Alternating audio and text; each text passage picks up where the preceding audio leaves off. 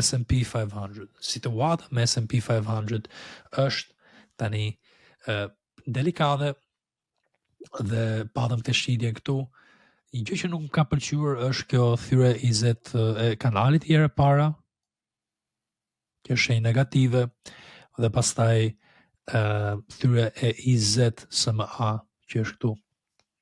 Kjo është një shenjë shumë e keqe për tregun dhe kemi situatë që tani mund të krijohet pak a shumë një situatë si puna e kësaj. Do t'ju tregoj tani. Ku kemi dy kanale që kemi pasur më parë.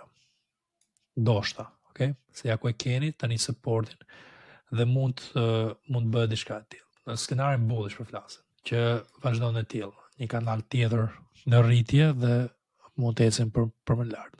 Shikon deri te 7000 këtu. I gjë që mund të arrisi tregun pak është faktikisht ulur RSI-ja, por ka pasur bearish divergence edhe këtu ku ka pasur më parë është bler, por këtu është bler te kanali dhe te 20 EMA që e ka mbajtur këtu nuk po e mban dhe për mendimin tim mund të jemi dhe në S&P 500. Kjo është pak problemi i tregut në përgjithësi, edhe në S&P 500 në distribution. Është problem. Është problem që për S&P 500 do bin dhe kriptot. Prandaj thash që rrini dëgjoni dhe analizat e S&P-s, Nasdaq-ut të tjera sepse ja vlen. Keni këtë zonën që pak a shumë tregu nuk ka bërë asgjë.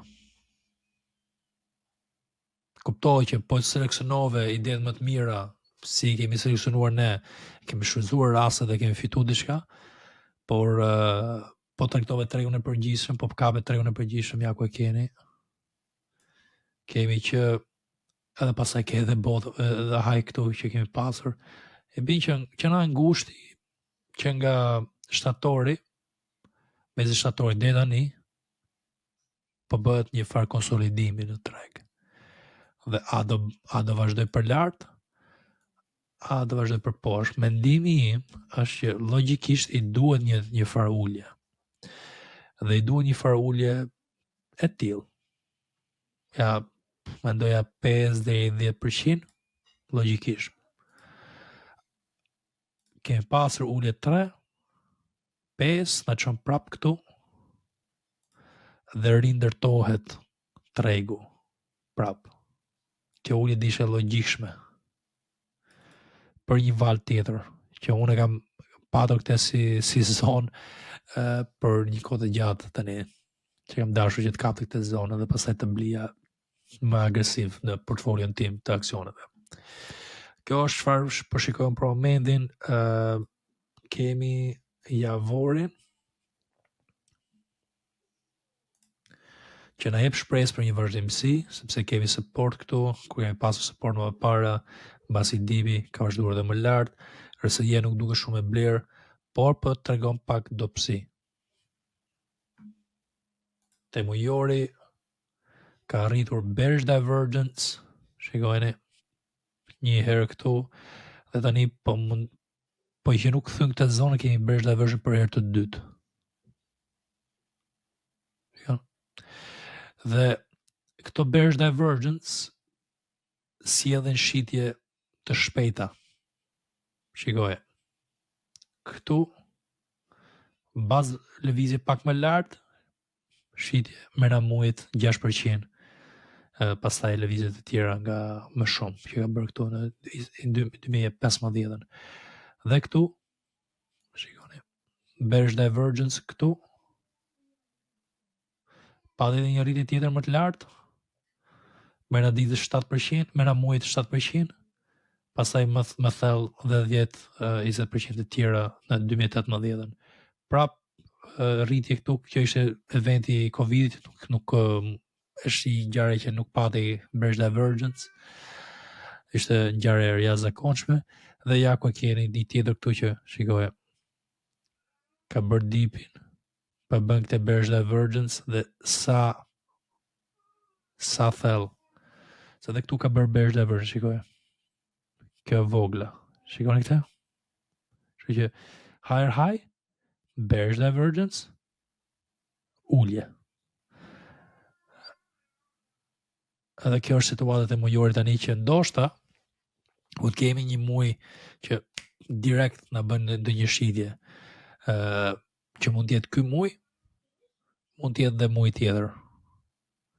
Do ta studiojmë mirë.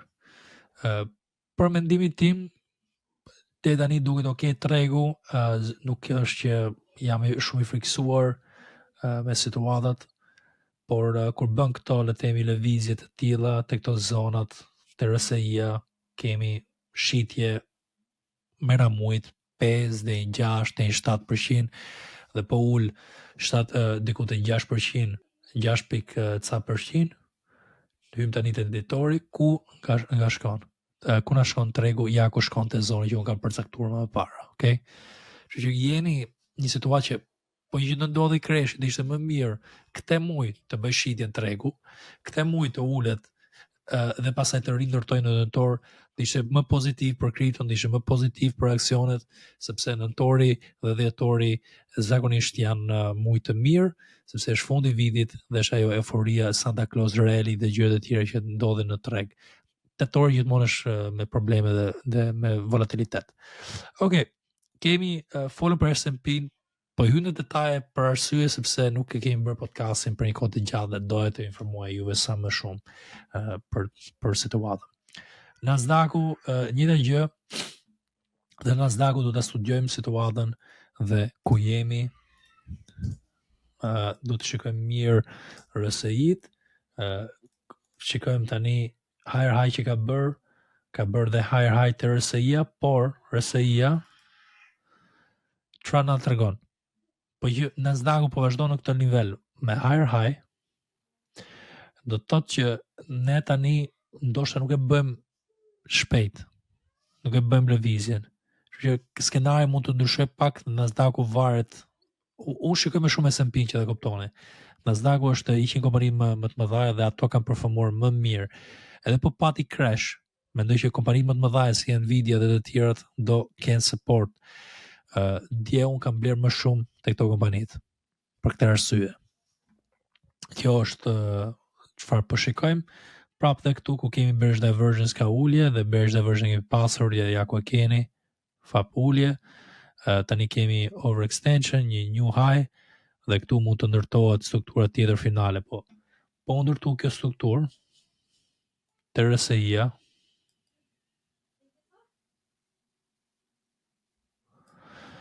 dhe bëhet e tillë, do të thotë që cikli mbaron në mes të 2026-s.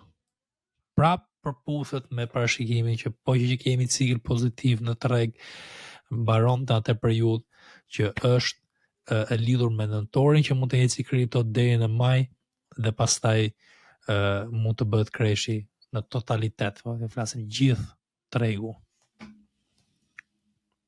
Po që vazhdon Nasdaqu kështu. Edhe te S&P-ja mund të bëhet po një strukturë, okay? Këtë do shikojmë.